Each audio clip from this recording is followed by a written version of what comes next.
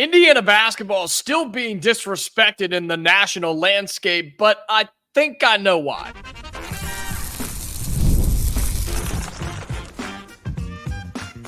You are Locked On Hoosiers, your daily podcast on the Indiana Hoosiers.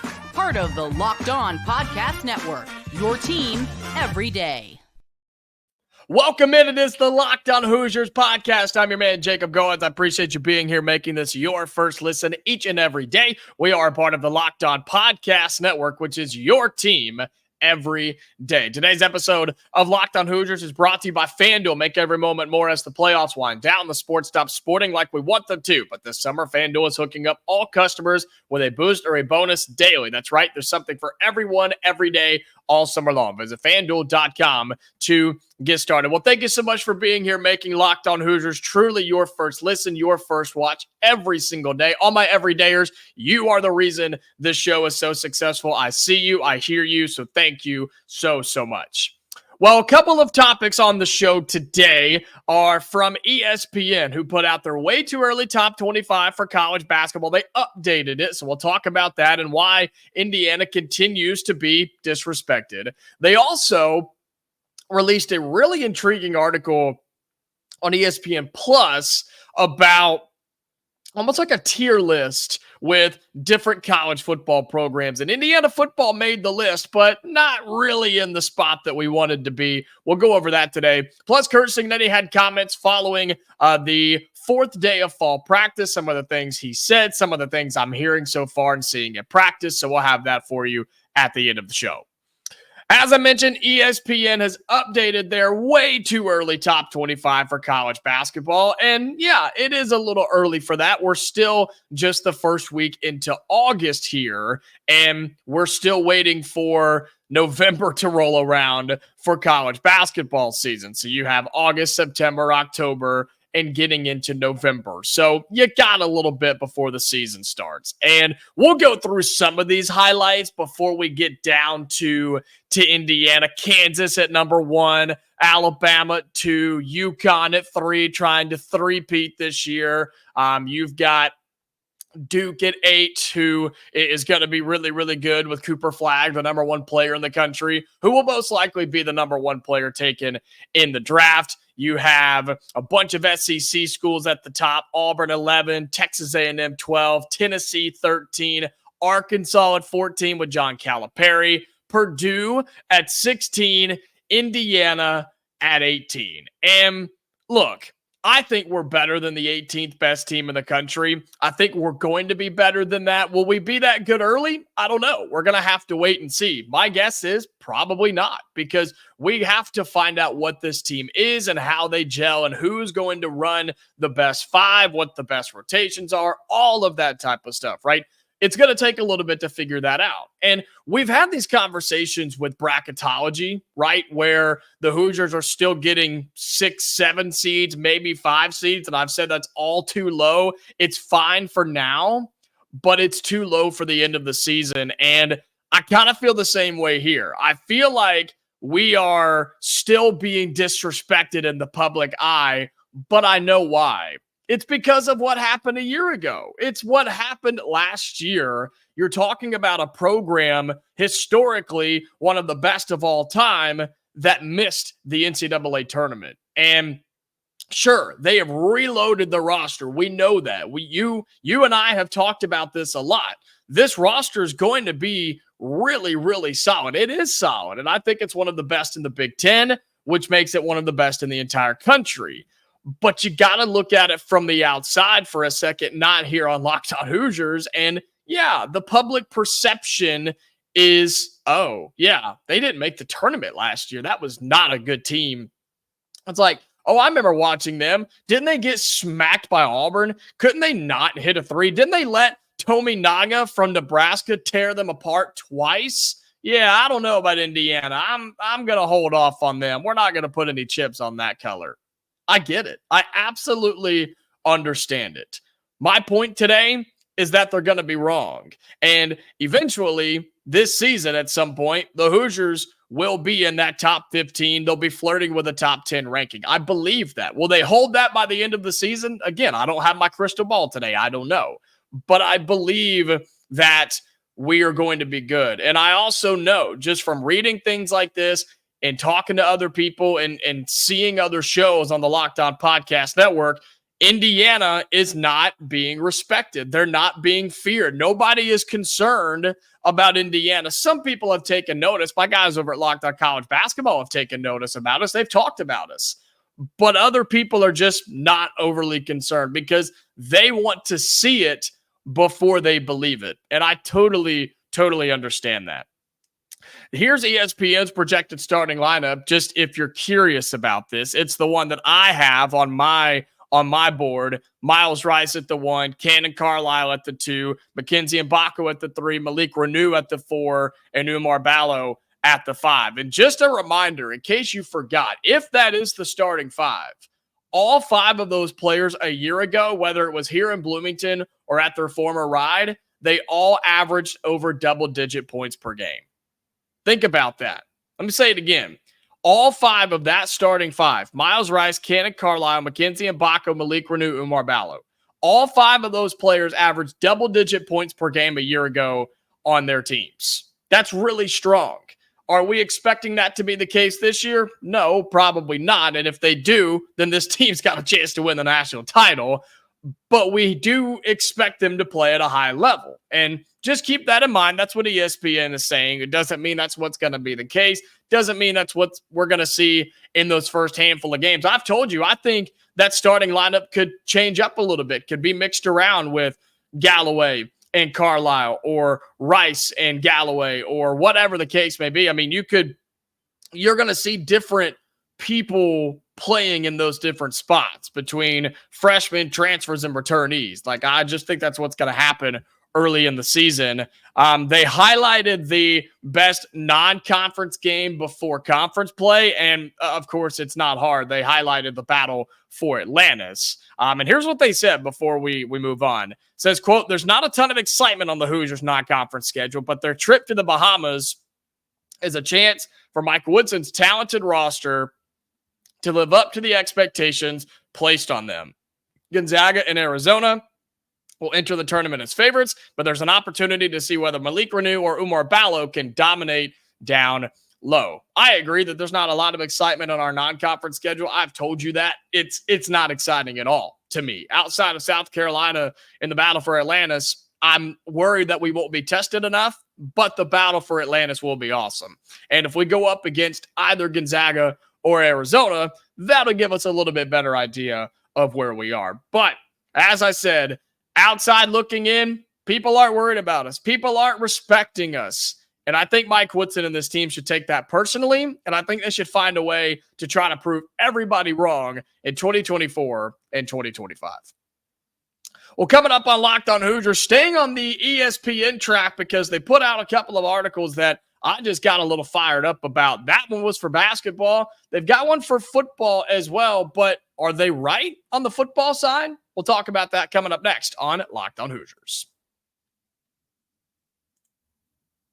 Today's episode of Locked On Hoosiers is brought to you by FanDuel. I love sports, and I love them so much that I never want them to stop. But as the playoffs are over, we get fewer and fewer games, and the sports just aren't sporting like we want them to. But FanDuel lets me keep the sports going whenever I want. All I have to do is open up the app and dream up bets anytime that I'm in the mood. You have the Olympics going on right now. If you haven't taken advantage of that, I don't know what you're doing. Did you hop on the White Sox train? They lost again, 21 in a row. And again, if you're a White Sox fan here, I'm so sorry, but it's historic. They're pushing for a record here in Major League Baseball. If you're looking to have a little fun, jump on FanDuel and jump on the White Sox losing train. They're going for 22. Unbelievable.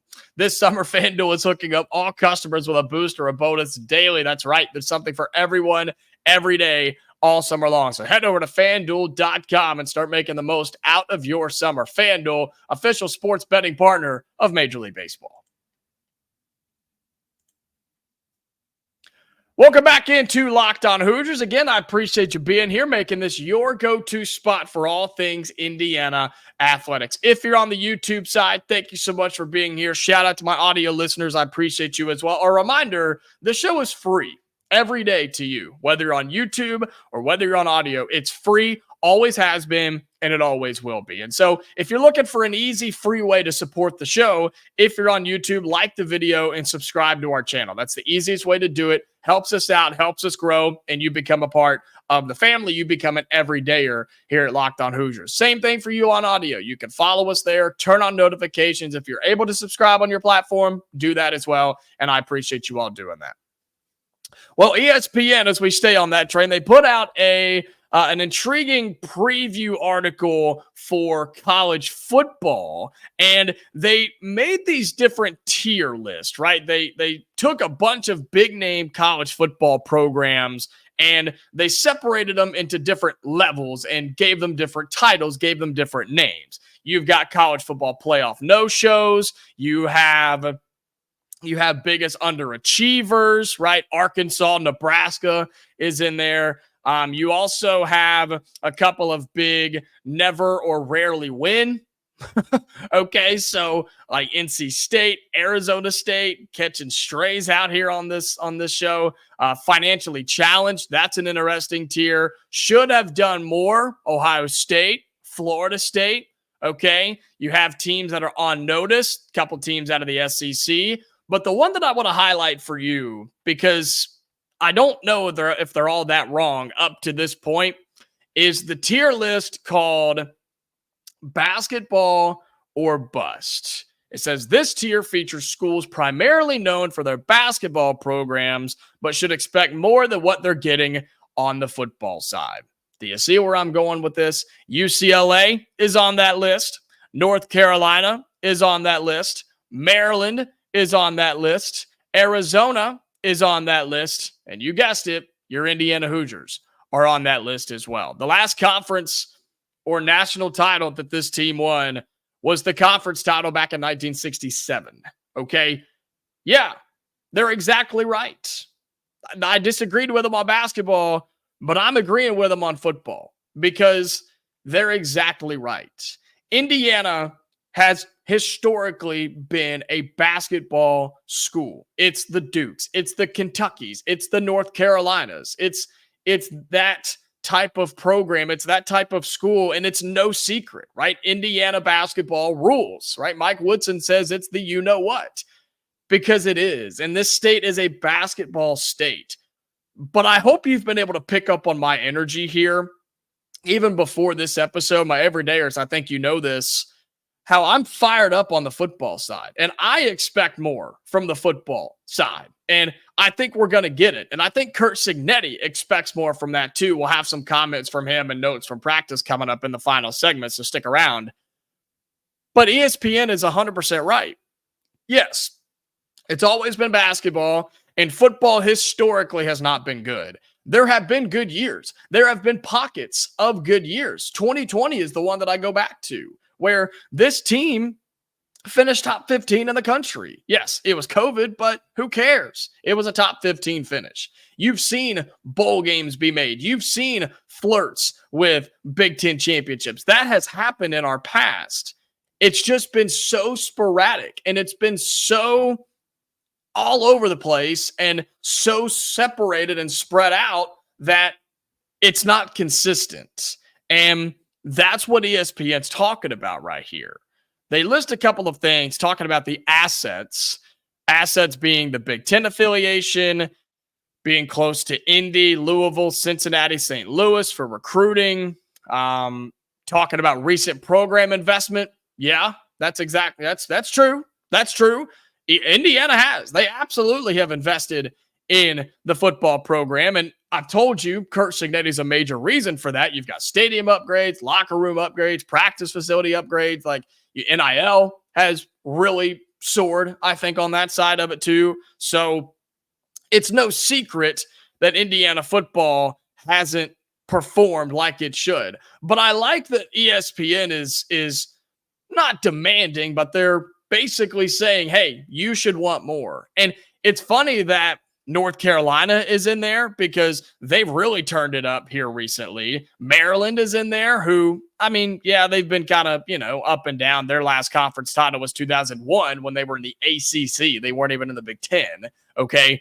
North Carolina's weird because I think they've kind of turned it on. How about UCLA? That's a really, really interesting one to me because you think UCLA, and when you talk about football, you think, oh yeah, UCLA, they're good. That's a good program.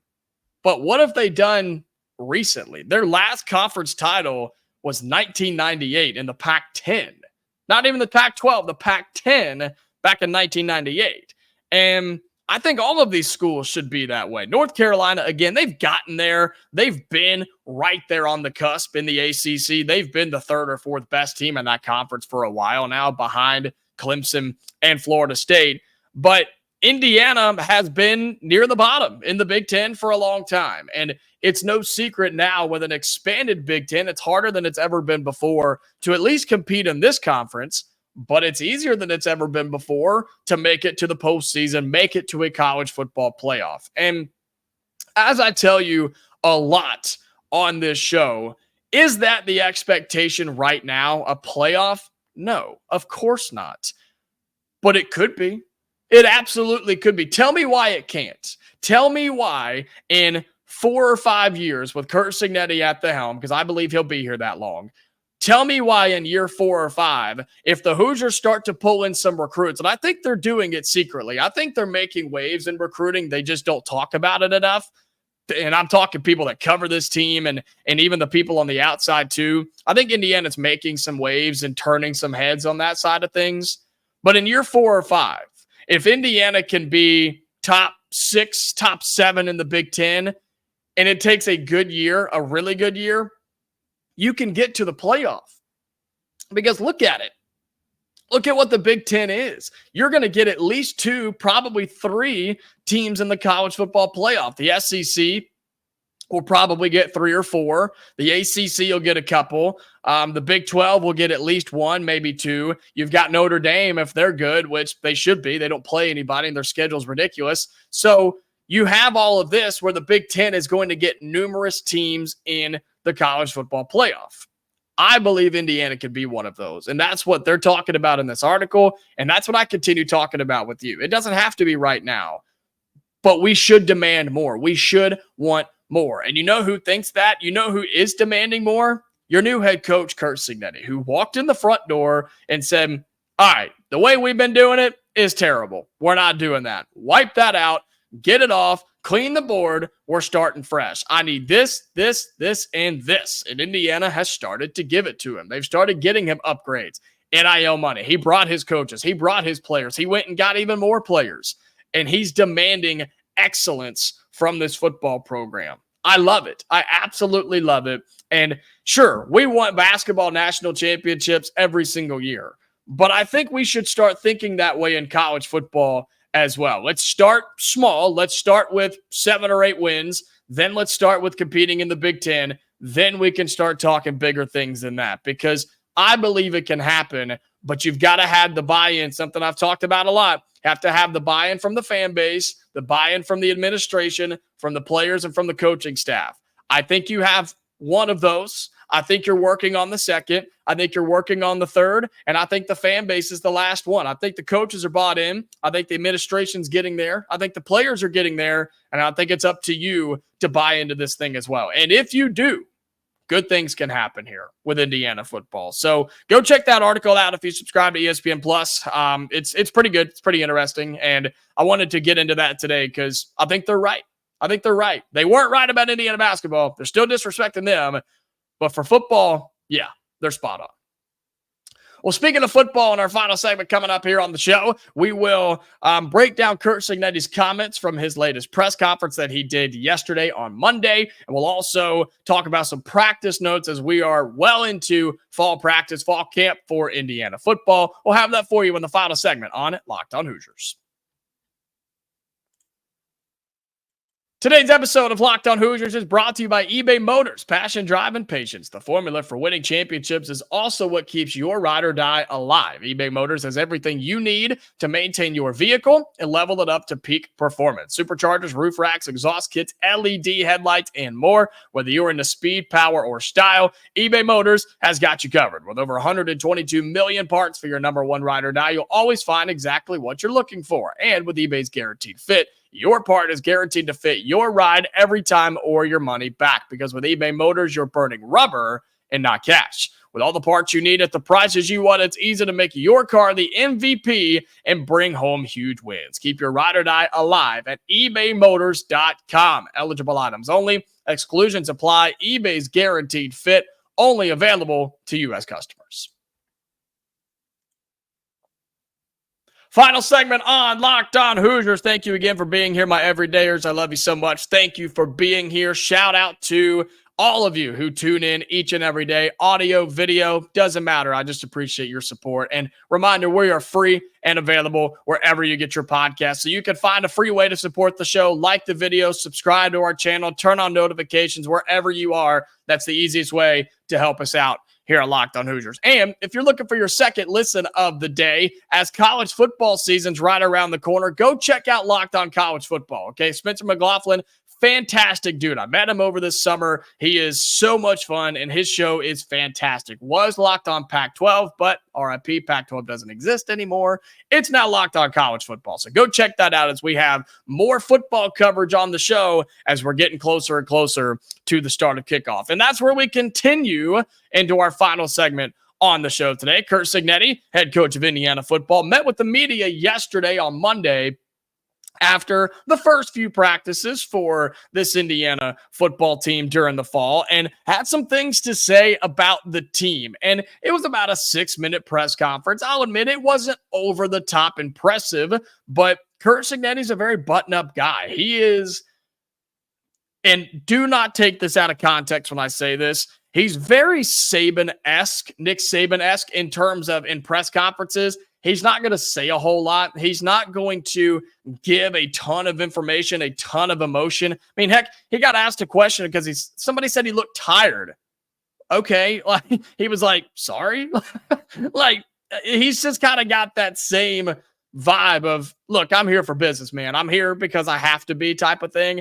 I'm not saying he's a Saban coach. I'm just saying he has the same type of charisma when he is in the media, where he'll answer your question, but it's probably not going to be anything just groundbreaking headlines, things like that. And you know what? Good for him. He's been around this thing a long time and he knows what he's doing. The things that I took away from this and notes that I'm getting from practice, the receivers are good. The running backs look the part, I think is really important. The offensive line is going to get there. I think it will be a strength later on in the season. I think it's going to take some time on that. I really, really do. I believe in the presser, some of the quotes that I had written down after being able to go back and listen to it, they're still just working on getting better and making this team better, developing each player, each position on this team. And I think that's something that we need to remember is this team ain't ready, man. And he'll tell you that. They're not ready for game one of college football. And they probably won't be by the time it rolls around. But thankfully, you've got a couple games to get yourself going a little bit, right? Then the quote that I want to talk about that everybody has talked about is about D'Angelo Pons in the back end, right? The DB for the Hoosiers. Quote, I don't know if we've beat him yet on a pass route. Says he's really, really good is what Curt Cignetti said about D'Angelo Pons. I'm excited about him, man. He is going to be one of the leaders on that defensive side of the football in the back end. And again, the receivers look good. I've been told that they are getting it done, but not against D'Angelo Pons. Not at all. Quarterback-wise, Curtis Rourke, again, still seems to be the guy. Taven Jackson's hanging around, maybe number 2. And then you've got Tyler Cherry in there as well. Cherry's just young. I mean, that's what it comes down to with him. Cherry is just a younger player. It's going to take some time for him to catch up to the speed, get the weight on, get some more muscle in there, and just develop into a college quarterback. It's still going to be Curtis Rourke. Don't overthink this. He said nothing really jumped out to him in the first week, nothing overly crazy to report. I don't think there's any injury problems, which is good. He didn't say anything. I haven't heard anything. So I think injury-wise, I think we're okay. Of course, we talked about the other day, getting a few players back from off-season surgeries and things like that. So that's promising as well. And we're going to learn more as we go. I mean, we're just now about a week into this thing, and it's really just getting everybody back into the rotation. He did have an interesting comment about not keeping time at practice and not showing clocks and things like that. And he said that he just doesn't want guys to have the temptation to look up at the clock and wait for it to be over, right? He said, I don't want them to just go through the motions and pray for it to be over. Basically, he said, no, we're going to come out here, we're going to work, and then you'll be done when I tell you you're done. I love it, man. I love this guy. If you can't tell, I am a Curt Cignetti fan, and I want it to work here so bad. He's got my support, and I keep telling you this every episode. He needs your support too. Indiana fans, you've got to get out there. You've got to be behind him. We're going to talk about it a lot here on this show, so just be ready for that. Yes, we'll still be on basketball, but we're going to talk football this season too, and I'm pumped up for that, and I hope you are as well, because good things are happening. We get closer and closer to the start of football season. Nothing really groundbreaking yet from Cignetti, but we'll learn more as fall practice rolls on. Well, that's going to do it for today's episode of Locked On Hoosiers. I appreciate you. I do. I say it every day, but thank you so much for being here. Reminder, we're free and available wherever you get your podcast audio, or if you're watching on the YouTube side as well. Like this video, comment down below your thoughts on Indiana basketball. Are they still being disrespected in the way too early top 25? Is it okay for us to demand better from Indiana football? And anything that you heard or have seen so far from fall practice, comment all that down below. And on your way out, be sure you hit our logo and subscribe to our channel. Go check out Locked On College Football. Just exit this, type in Locked On College Football, and pop it up, and you'll go listen to my boy Spencer talk about everything, all the biggest news and headlines heading in to the college football season. We will be back tomorrow, okay, Hoosier fans? So be sure you tune in for that. And until then, stay safe, and I'll talk to you later.